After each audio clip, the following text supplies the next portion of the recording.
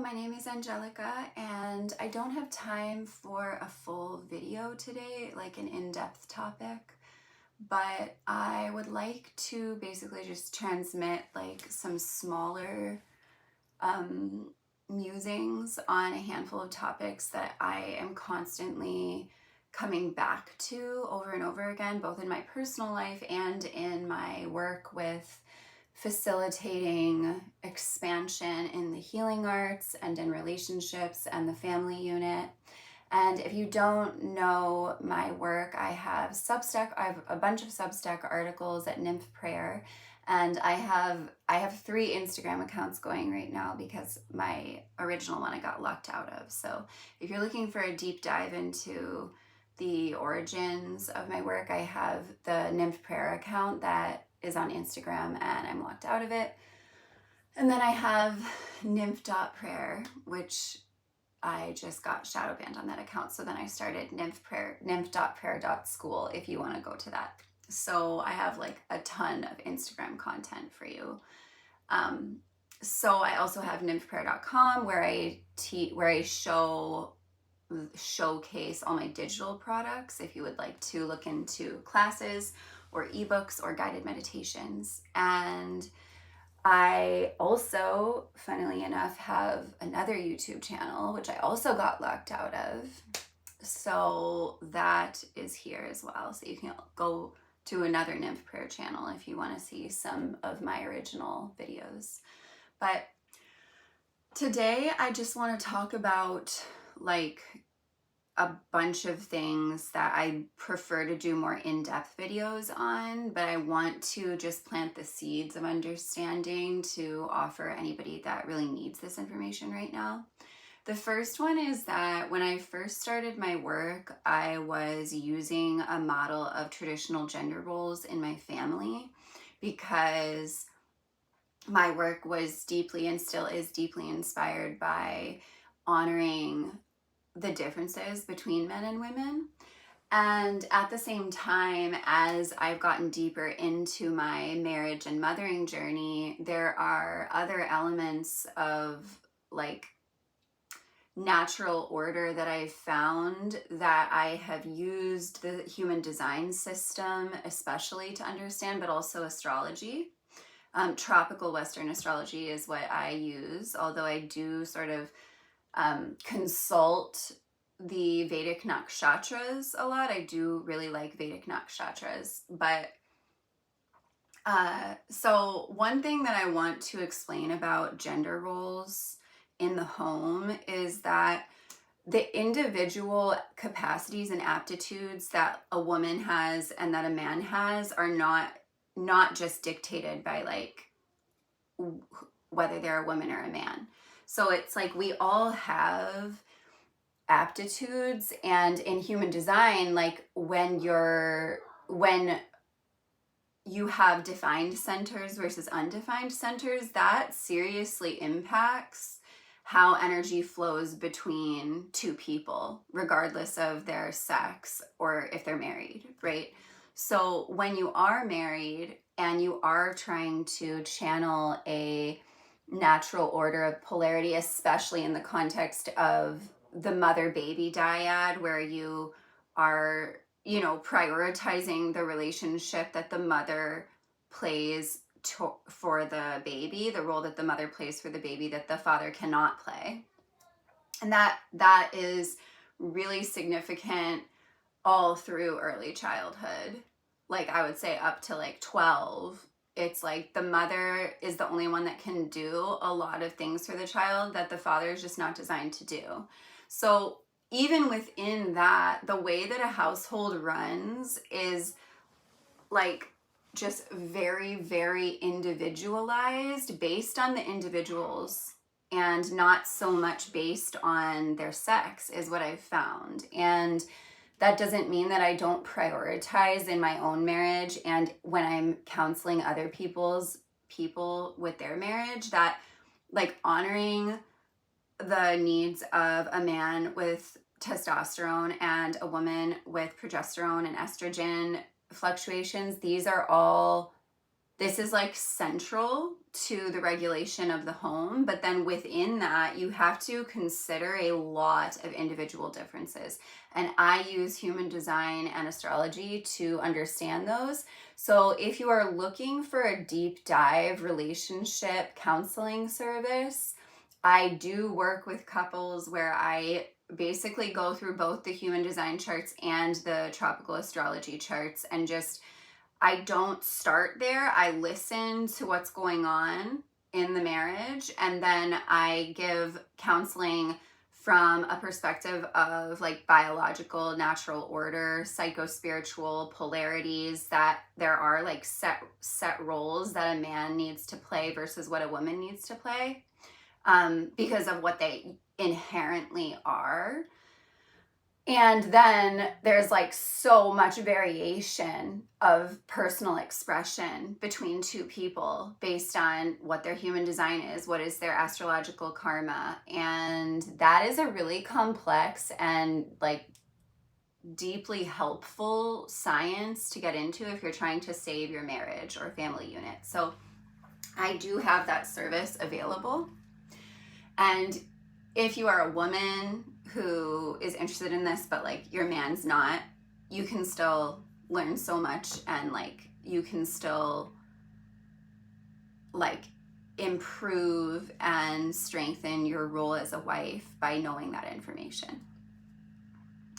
The second thing that I want to talk about is female to female relationships, which you can look into my more recent video about blood rights differentiating women, and how like the mother wound and the sister wound are sort of the same thing. And I also have an article on Substack about that. And I guess what I really want to say about this is like, it feels increasingly challenging to navigate this between women. But basically what I have found, and I've also saw this statistic, and I'm not one for like caring about statistics or placing much weight in them, but like it really rang true for me, is that I think it's like women that have no more than 3 friends have the best mental health, like in their inner circle, I guess. And this is a really big challenge in spiritual circles of women who are like doing womb healing, birth workers, like women's circle leaders. I am just increasingly trying to navigate and bring awareness to what happens when women are sharing intimately with each other, and how there are like very serious cords and bonds that are created, and that sovereignty as a woman really is affected by how much you are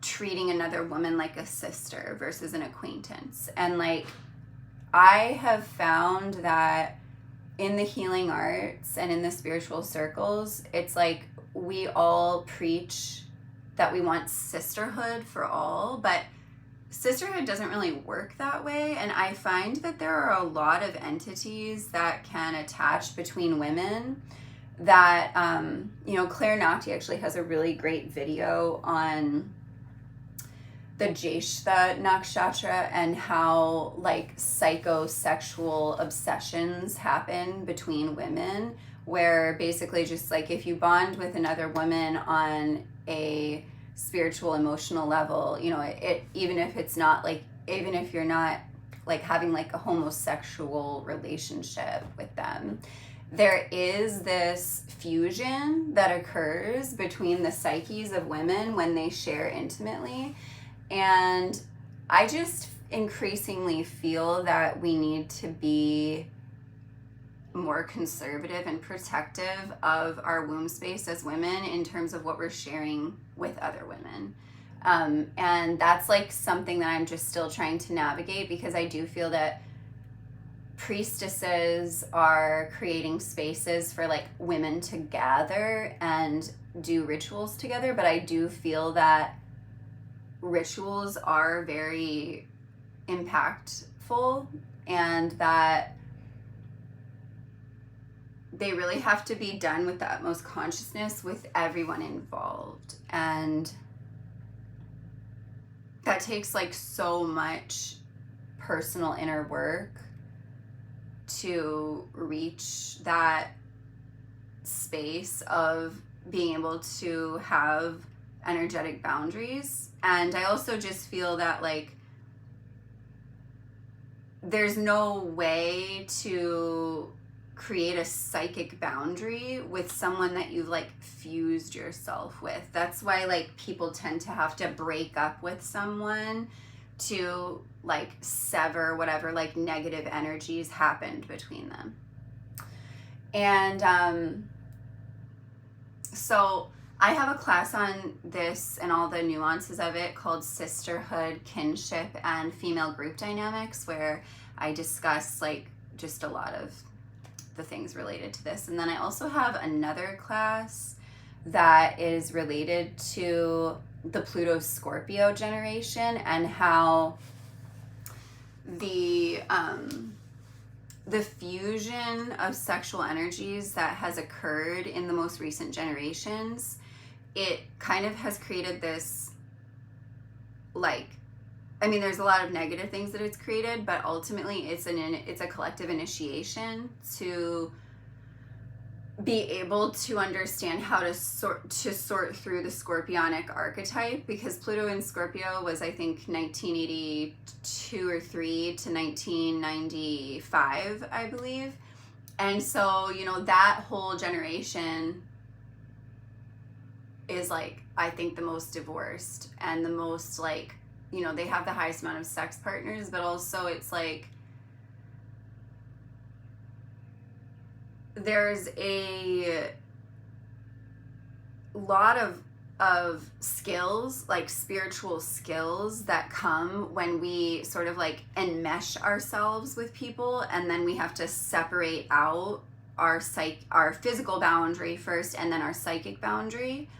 And that is like, that's an immense initiation that was meant to happen. So even though I do like desire to create a world where we can have early marriage, like in like late teens, early 20s, and like really embrace teenage sexuality and not like shame it and actually make a place for it in the world, so that people aren't just like playing out their teenage sexuality like all through their adult life, and that they can like actually build and cultivate it with another person in a family unit. That's my dream. But it's like, it's an immense skill set that you have to have. And no, I don't believe that there was ever a time where like it was really ideal. And that's, I think, what a lot of like people looking for a restoration of traditional family units are getting wrong, is like there was a lot of repression and hardship that stopped sexual development from really occurring within a relationship. So where am I going with this? Basically, I have the class Pluto Scorpio generation, which is similar. Like, it's a similar issue of having a lot of like sex partners that your physical and spiritual layers are enmeshed with. It's a similar thing of when you like attend births, or when you're attending like cathartic events with people that are other women. It's like the way that women's auras fuse together is like a very real thing, and I don't think there's enough awareness and understanding of this. So this is just something I'm working with in my own life, but I just want to open up the door to anybody else who feels like they're in some kind of like psychic psychic enmeshment with other women, whether it's mother-in-law, acquaintance, priestess, healer, whatever it is. I'm just opening up the door here to saying that the fusion between female auras is very, very, very real, and I really feel that we need to be more sacred about it, instead of thinking that like just being authentic and cathartic is the same thing as like healing together, because it's not. So I'm sure I'm going to, about my Capricorn medical astrology video, this is the last thing I'm going to say. I really want to re-emphasize the connection between the mermaid and the mountain goat, because they are like paradoxical opposing archetypes. And this is why the regenerative aging work that I do is so challenging and so deep, because it's like the reason that people age has so much to do with depletion and hardship and strife, that they have every right to like just give up on their life force in their body, on the fountain of youth as it lives in their cells. And so the ability to synthesize and alchemize hardship is what that Capricorn archetype represents as it pertains to the regenerative aging discussion that I'm having all the time. And I do believe that I'm going to have my Maiden Architecture program where I take you through the process of basically reclaiming and reestablishing the youthful maiden frequency, even after there has been significant trauma, and no matter what age you are, stage in your life. But it basically all has to do with the archetype of the mermaid being this basically everlasting sacral energy. The sacral chakra is, it's a place where water and fire come together, but only because the water element has to be like never ending.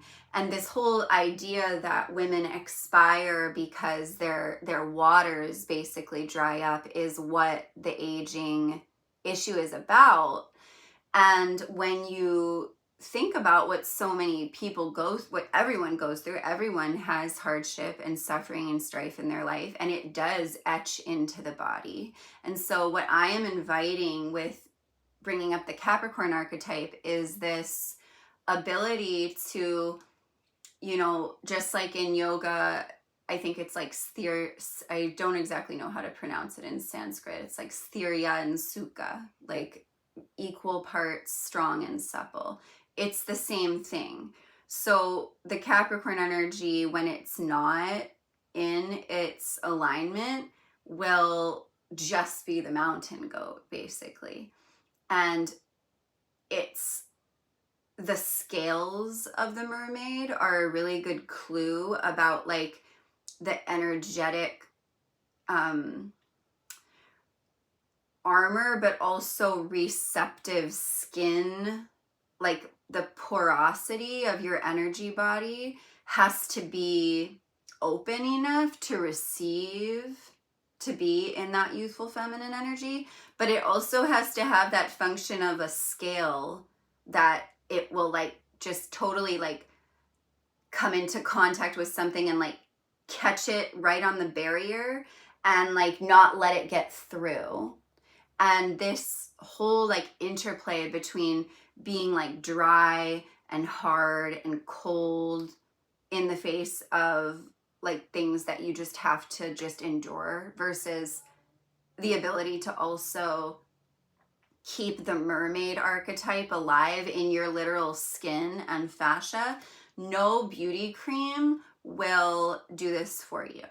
So beauty creams, so Capricorn is a lot about using tools as well, and it's like anything that you use in the environment to support yourself, to nourish your skin, any tool that you use to heal your beauty, it has to be something that's aligned with you being able to fully receive it. So if you are attempting a cosmetic procedure or a cosmetic like enhancement as a way of creating a like a hiding mechanism, it's not going to fortify you and actually regenerate your beauty. It's just going to basically sit on the surface of your being and prevent you from actually like deeply healing your cellular capacity to regenerate.